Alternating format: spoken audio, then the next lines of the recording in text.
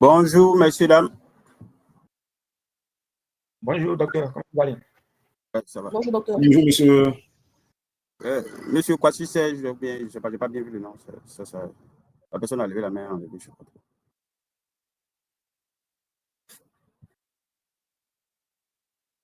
Kwasi Akishi Serge Olivier, vous avez levé la main? Oui, qu'est-ce qu'on peut faire pour vous? Ouvrez votre micro et parlez. Ou baissez la main si vous n'avez rien à dire. OK. Alors, donc je pense qu'on a réunion demain matin, c'est ça, non? Oui, monsieur. Demain soir à 15h. Mais c'est à 15h demain. À 15h, c'est 15h. Non, on a demain matin, ou bien c'est avec les masters 2, je ne sais pas. Attends. Vous n'avez pas reçu un mail? Non, Ce non. matin, moi, Non, monsieur.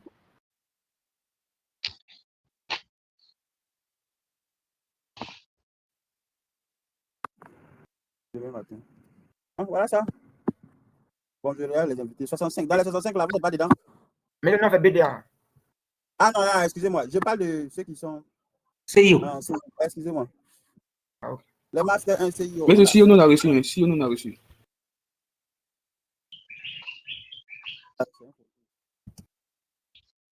D'accord. Donc, on va continuer. On était sur la dernière leçon, n'est-ce pas?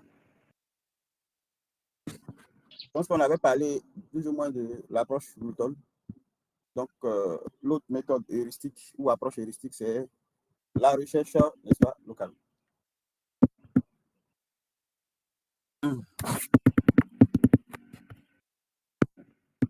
Aïe, on dirait que mon stylet est déchargé. Bon, c'est pas grave. Il est branché ça.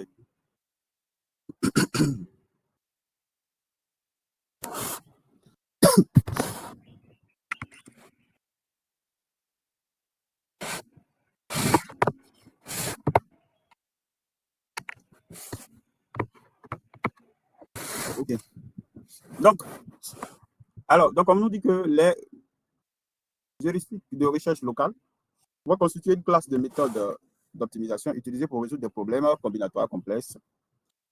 Donc, contrairement aux méthodes exactes qui garantissent l'optimalité de la solution, mais peut nécessiter un temps de calcul très long, n'est-ce pas? Les heuristiques visent à trouver des solutions de bonne qualité. Oui, ça, c'est de façon générale. Okay? Donc là, c'est un rappel de ce qu'on entend par problème d'optimisation. Donc, un ensemble de solutions admissibles S, une fonction objectif F de S dans R à optimiser.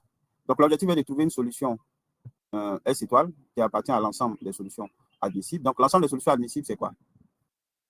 Ou ensemble des solutions réalisables, c'est quoi? Vous avez un cours d'optimisation qui passe actuellement pour certains. Oui, vas-y. Oui. Mais c'est... Et puis on parle plus. Alors, bon. Bon, qui peut me dire ce qu'il entend par ensemble de solutions admissibles? Ou on peut appeler ça aussi ensemble de solutions réalisables.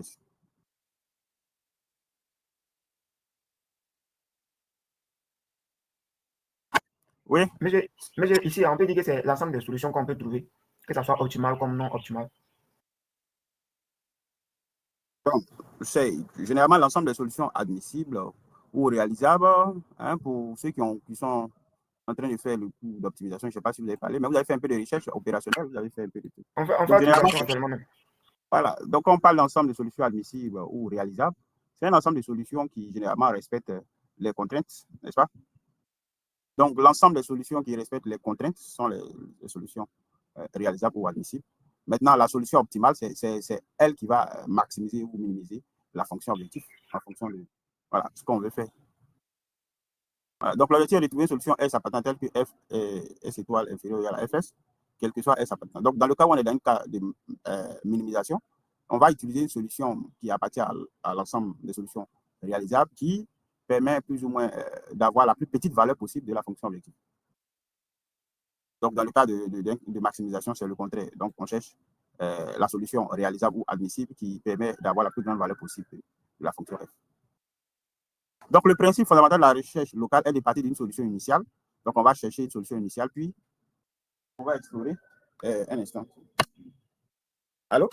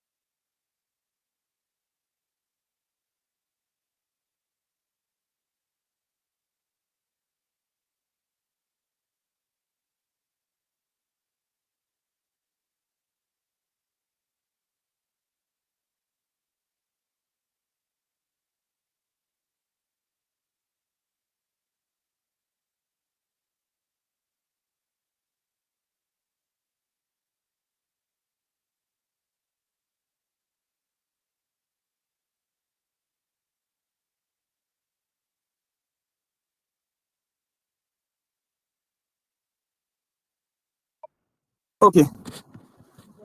Alors, donc le principe ici est de partir d'une solution initiale, n'est-ce pas? On part d'une solution initiale et puis on va explorer progressivement son voisinage pour trouver de meilleures solutions. OK? Donc, c'est un algorithme qui va procéder de manière itérative, c'est-à-dire qu'il va répéter un certain nombre d'instructions jusqu'à ce qu'on ait une certaine condition qui est remplie. Donc, l'algorithme procède de manière itérative en remplaçant la solution courante par une solution voisine de meilleure qualité. Okay? Donc, il faut que vous ayez retenu, si vous n'avez rien compris dans la recherche locale, il faut que vous ayez retenu ça. Okay? Est-ce que vous avez compris? Oui, monsieur. Voilà. Donc, ça là, il faut que ça soit clair pour vous. Le principe fondamental de la recherche locale, c'est de partir d'une solution initiale, puis d'explorer progressivement son voisinage. Un voisinage est entre griffes. Donc, on part d'une solution initiale. Cette solution initiale-là, on va explorer son voisinage. On parlera de voisinage. Son voisinage, ce sont des solutions qui sont à côté d'elle, qui sont proches d'elle, n'est-ce pas? C'est-à-dire qui diffèrent en très peu de choses d'elle. Et à partir des solutions qui sont proches d'elle, on va voir est-ce qu'on peut trouver, n'est-ce pas, une solution qui est plus intéressante qu'elle. Donc, on va au fur et à mesure se déplacer de solution en solution en parcourant le voisinage de la solution courante dans le but de pouvoir améliorer notre solution courante. Okay?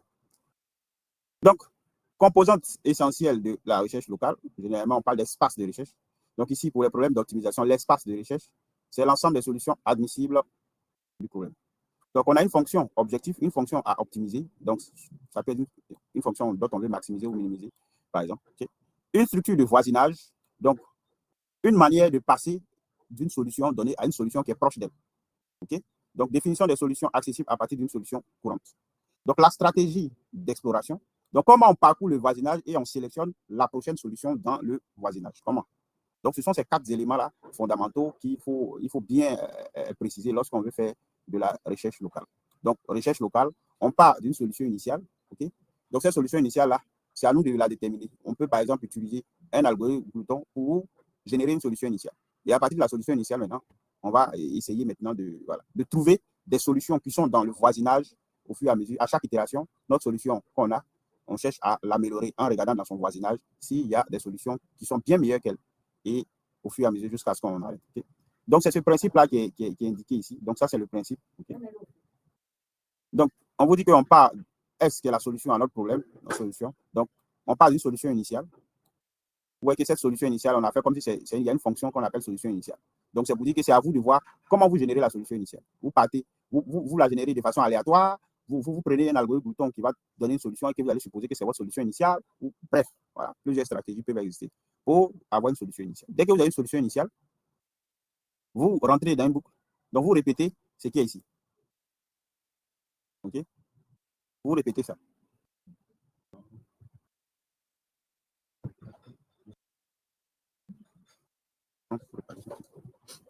Alors, donc ici, qu'est-ce qu'on vous dit?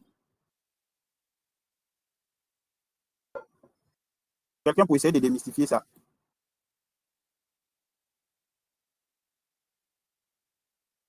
Oui. Monsieur Jean-Wilfried. Bonjour, docteur. Bonjour.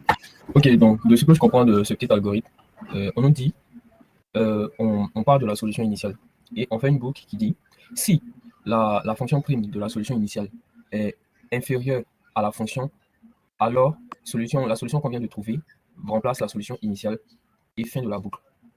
Et bon c'est ce que je crois comprendre. Non, c'est pas ce qu'on dit. Ça commence ici par ça. On dit, genre, lorsque la boucle se répète, la solution qu'on trouve dans le voisinage, on l'utilise pour remplacer la solution. C'est ça, hein? S', c'est la solution du voisinage, c'est ça, monsieur? Ouais, c'est-à-dire, on dit meilleur voisin. Parce que n'oublions pas qu'on a dit qu'on part d'une solution et puis à chaque fois, qu'est-ce qu'on fait? On essaie de voir dans le voisinage de cette solution-là, est-ce qu'il y a une meilleure solution qu'elle? S'il y a une meilleure solution qu'elle, c'est elle qui est considérée comme étant notre solution. Oui. Ouais, donc, c'est ça qu'on fait. Donc, S', à une itération, S', on vous dit, reçoit meilleur voisin S. Donc, on va prendre un voisin de S. S, c'est notre solution actuelle. Notre solution actuelle, c'est ça qui est S. Donc, on cherche dans son voisinage une solution. Pour notre S'. Cette solution-là, par exemple, ça peut être la meilleure qu'on puisse avoir à un moment donné dans son voisinage, dans le voisinage de S. Okay? Donc, S est là. Il y a des solutions qui sont autour. S'1, S'2, S'3. OK? Donc, S', 4, S', 5, S', 6. Donc, vous voyez, toutes ces solutions-là forment le voisinage de S. Donc, ce sont les solutions qui sont proches de S. Donc, on cherche une solution qui est proche de S. S qui est notre solution actuelle, n'est-ce pas? Et on essaie de voir est-ce que cette solution-là est meilleure que S. Vous voyez ici, on a mis if f de S' inférieur à Fs. On suppose que notre problème, c'est un problème de minimisation. Okay? Si c'est un problème de minimisation, l'objectif, c'est de trouver la solution qui a la plus petite valeur de notre fonction f. Est-ce qu'on est d'accord? Allô? Oui, monsieur. Oui, on est d'accord, effectivement. Voilà. Donc, l'algorithme générique, il faut mentionner que, voilà, c'est dans le cas de minimisation qu'on a cette condition. Si c'est dans un cas de maximisation, la condition est tout autre. On aura f, S' supérieur à Fs. OK? Donc, en gros, on cherche, est-ce qu'on peut trouver, n'est-ce pas, un voisin de S qui, en fait, nous permet d'avoir une plus petite valeur de f dans le cas de minimisation et une plus grande valeur de f dans le cas de maximisation. OK? Donc, ici, le meilleur voisin de S, ça peut être le voisin, on a regardé les voisins là, qui diafoulent, donc qui permet d'avoir la plus petite valeur de f entre eux tous. Par exemple, c'est S'2. Donc, S'2 représente S' ici. Et maintenant, on vient voir, est-ce que lui, sa valeur là, c'est plus petite que pour notre solution actuelle, qui est S. Si c'est plus petit, ça veut dire que S' devient notre solution actuelle, parce que lui, il permet d'avoir une plus petite valeur de f. Donc, si par exemple, notre S', c'est lui là, la prochaine fois qu'on va rentrer dans la boucle, c'est lui qui, c'est son voisinage à lui maintenant qu'on va déterminer. Donc, on va voir ceux qui sont voisins à lui. OK? Ainsi de suite, ainsi de suite.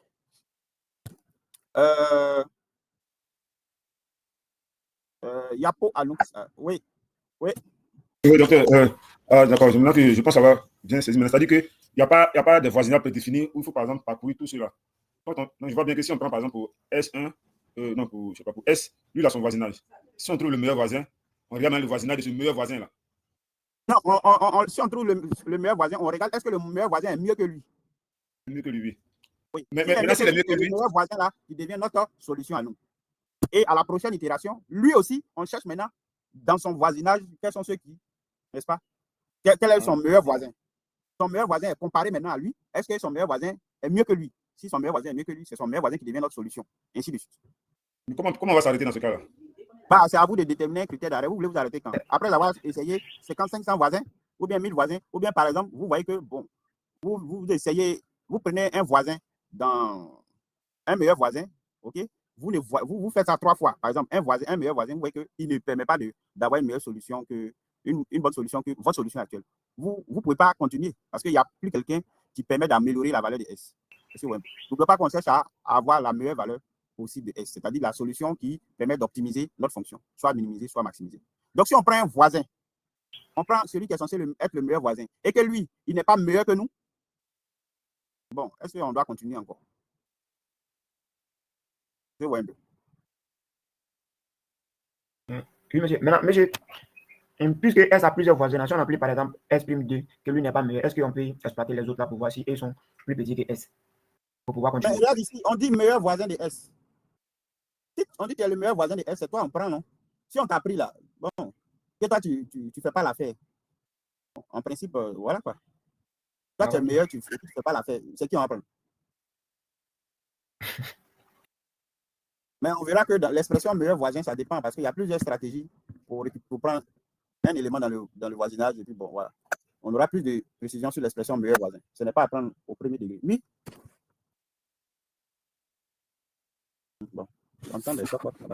Voilà. Donc, bon, j'ai anticipé un peu sur la notion de voisinage. On dit le voisinage d'une solution S, notée S, LS, est l'ensemble des solutions qui peuvent être atteintes à partir de S par une opération élémentaire appelée mouvement. Okay? Donc, on a une solution S et puis il y a une petite opération qui permet de modifier S. Donc, en utilisant cette opération-là, quelles sont les valeurs possibles qu'on obtient? Donc, ces valeurs possibles-là déterminent le voisinage. Okay? Donc, j'anticipe un peu. Regardez, par exemple, ici, on vous dit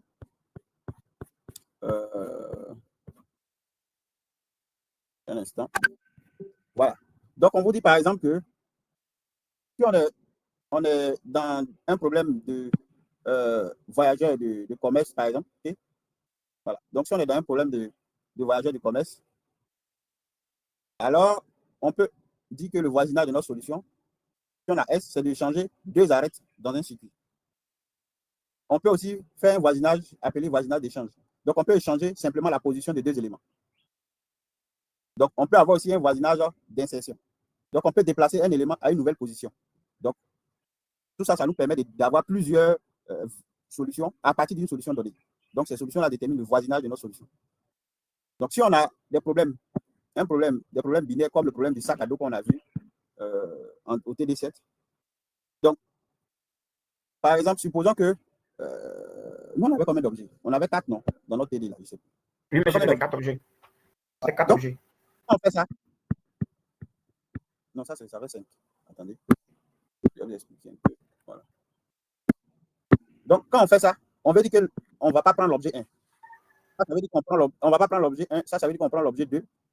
Ça veut dire qu'on ne prend pas l'objet 3, n'est-ce pas? Et ça veut dire qu'on prend l'objet 4. Voilà. Donc, un voisinage de cette solution, par flip, ça veut dire qu'on va changer, on peut faire changement de la valeur d'une variable binaire. OK? Donc, si je fais ça, j'ai un élément que je viens d'obtenir, n'est-ce pas? Monsieur. Voilà. Donc, voici une solution qui fait partie du voisinage, n'est-ce pas, de cette solution-là. C'est cette solution-là qui est notre solution actuelle. Donc, voisinage K flip, changement de la valeur de K variable binaire. Donc, si c'est ce genre de voisinage-là que j'utilise, alors je peux changer plus d'une. Donc, peut-être K, c'est à moi de définir. Ça peut être un 2 flip ou un 3 flip, ça dépend. Okay? Donc, ici, c'est ça ma solution de départ. Si je prends K égale à 2, je peux avoir quoi? Par exemple, 1, 0, 0, 1. Je peux avoir aussi 0, 0, 0, 1, par exemple. C'est Wembo. Voilà. Donc, ce sont ces trucs-là qu'on appelle en gros voisinage. Donc, ça nous permet de trouver des... C'est ça le mouvement. Donc, l'opération élémentaire ici, par exemple, le fait de changer une variable binaire, c'est une opération élémentaire qu'on appelle mouvement. Ça nous permet d'avoir une solution qui fait partie du voisinage. Okay? Donc, alors, on nous dit qu'un bon voisinage devrait posséder les propriétés suivantes. Accessibilité. Okay? Donc, on doit avoir la possibilité d'atteindre n'importe quelle solution à partir de n'importe quelle autre par une séquence de mouvements. Connectivité, l'espace de recherche est connecté via la relation de voisinage. Okay? Donc, tout l'espace de recherche, n'est-ce pas, est connecté via la relation de voisinage. Efficacité, l'évaluation des solutions voisines doit être rapide. Donc, la manière de voir est-ce que telle solution est meilleure qu'une autre solution actuelle, ça doit être assez rapide. Donc, pertinence, les mouvements doivent produire des changements significatifs sur la fonction objectif. Okay. Donc là, j'ai déjà présenté les différents types des exemples de mouvements qui permettent d'avoir le voisinage, n'est-ce pas? Donc, les stratégies d'exploration, n'oublions pas qu'on a bien indiqué que pour un problème, pour une approche de recherche locale, on doit miser et sur la structure du voisinage, mais aussi sur la stratégie d'exploration, c'est-à-dire la méthode pour parcourir le voisinage et sélectionner la prochaine solution. Donc, on parle de la méthode de descente simple ou hill climbing. Donc, c'est la stratégie d'exploration la plus basique. On vous dit qu'à chaque itération, on va sélectionner une solution voisine selon une règle définie. Ça peut être aléatoirement séquentiel, ainsi de suite. Si cette solution améliore la fonction objectif, elle devient la nouvelle solution courante. Sinon, on continue à explorer le voisinage. L'algorithme s'arrête lorsqu'une solution améliorante n'est trouvée dans le voisinage. Voilà. Donc, voici quelque chose qui ressemble à son pseudocode, par exemple. Donc, on a une solution initiale.